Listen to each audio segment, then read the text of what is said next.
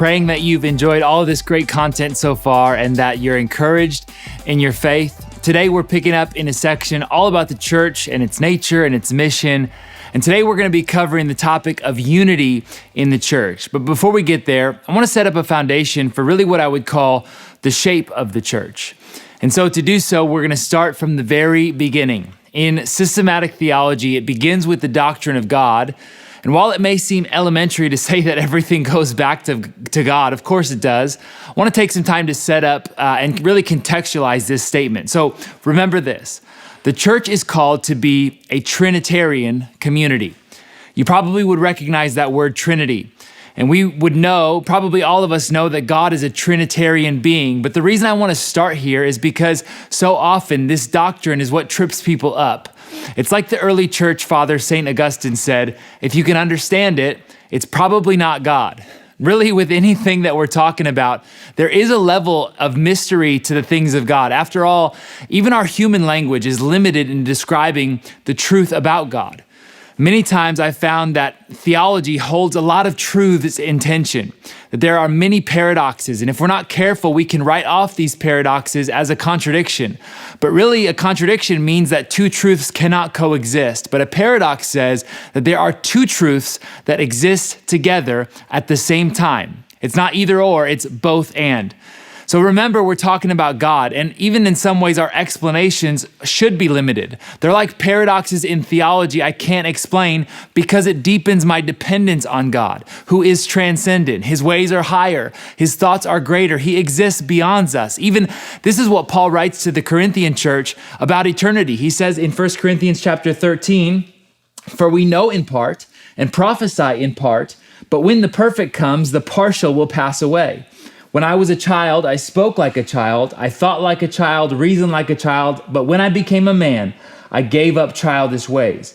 For now we see in a mirror dimly, but then face to face. Now I know in part, and then I shall know fully, even as I have been fully known." So we can know God truly, but we cannot know God fully. And we can know only God to the degree that he has revealed himself to us. That is, we can't know God without God's own revelation. And he has revealed himself through his word and through his interaction with the world as Trinity. He is one God in three persons.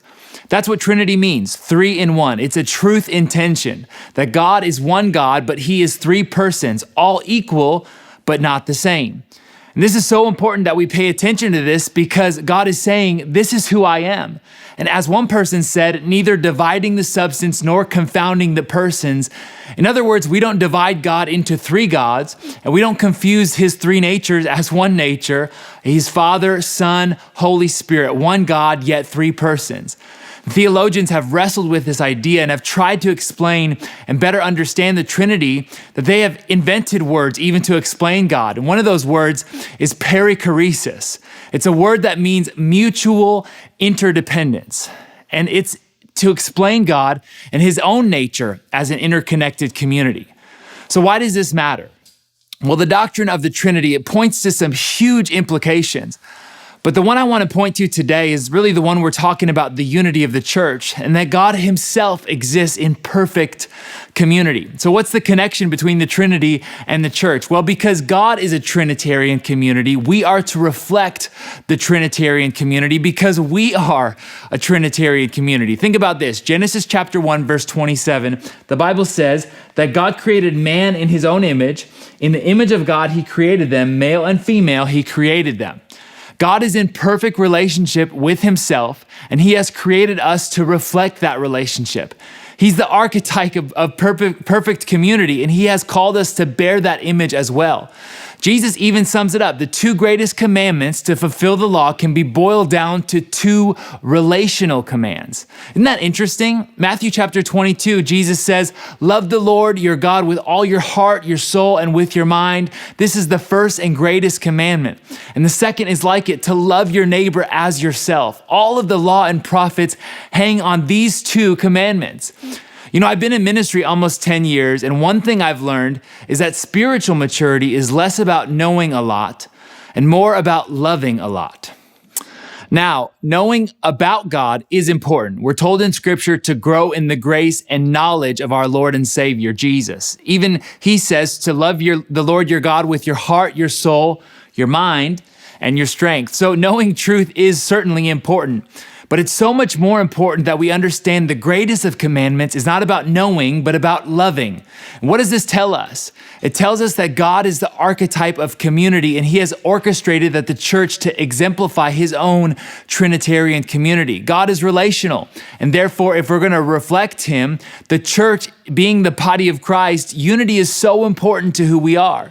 Even that word that we talked about, perichoresis, if it marks God, then it should mark us. If you are a follower of Jesus, then the people around us is not just an acquaintance or someone we're familiar with. We are a family, brothers and sisters, even if I never met you. You know, it's amazing to me having the opportunity to travel overseas, visit other communities of faith, just how close you become. Even though we may have never met, there's something that we share that's deeper than anything else. We are the family of God, and we are interconnected on a spiritual level. And that all comes from who God is first. But relationships aren't just primary, they're also ordered. And this is where it becomes quite contentious, because we can look around the church today and realize no church is perfect. We're called to be unified, but there are still so many divisions.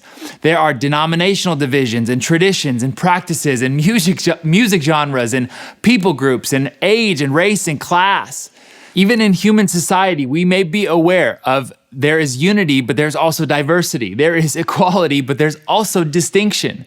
Now in the church, we may see the same. We recognize that this is because God is also the same. He is a unity in diversity, one God, but three distinct persons. So in order to have unity, we need to recognize that we don't necessarily have uniformity. That's just a sloppy definition of unity. In fact, unity is defined as being whole, not being the same. See, even God is unified, but he isn't uniform. The Father is different from the Son, and the Son different from the Holy Spirit, yet they are one. And to take this another step further, you can have difference without division. Just because we're different doesn't mean we're divided. We are perichoretically connected to one another, which means that we can share an identity that doesn't necessarily mean we're identical. I hope that you get this today. You know, I once heard a story about three blind men trying to describe an elephant. One was standing near the tail, and holding the tail, he said, "An elephant is thin and covered with hair." A second man standing near the leg said, "No, an elephant is round and solid like a tree trunk. Its skin is gravelly." Still a third man standing near the elephant's tusk said, "No, an elephant is smooth and sharp, and it tapers to a pointy end." So the question, of course, is who is right? The correct answer is all of them, but their explanations each incomplete without a whole or a unified understanding of the other. And this is often what unity in the church is like. We are called together to reflect God's image as a relational community. No single one of us can be a complete reflection of that by ourselves. This is even what Jesus writes in Matthew chapter 5, verse 14. He says, "You are the light of the world. A city set on a hill cannot be hidden." I think the point that Jesus is trying to make to us is, yes, you have a light, but the power of your light, it comes from a city, and a city light comes from thousands of lights shining together. In other words, you can't be a city by yourself. See, our unity is a reflection of God's own nature. And when we live in that unity, it comes from community. Our world begins to see a more clearer picture of who God has revealed himself to be as the divine Trinitarian community. See, that's why we can have gatherings on Sunday with people from nearly every walk of life, age, race, class, gender, all represented, and yet we are one church, gathered around one God. Because you can have distinction without being divided. See, there is a unity in diversity. So if unity doesn't mean uniformity and difference doesn't mean division, how does this work for the church today? Well, I want to pose a possibility to you. See, the doctrine of the Trinity teaches us that it's possible to be equal in value, yet different in role. See, the Father and the Son are equally God, yet they're distinct in their purpose and in their role. So if it's possible for God, and we are a reflection of him, it should be possible for our church in our world.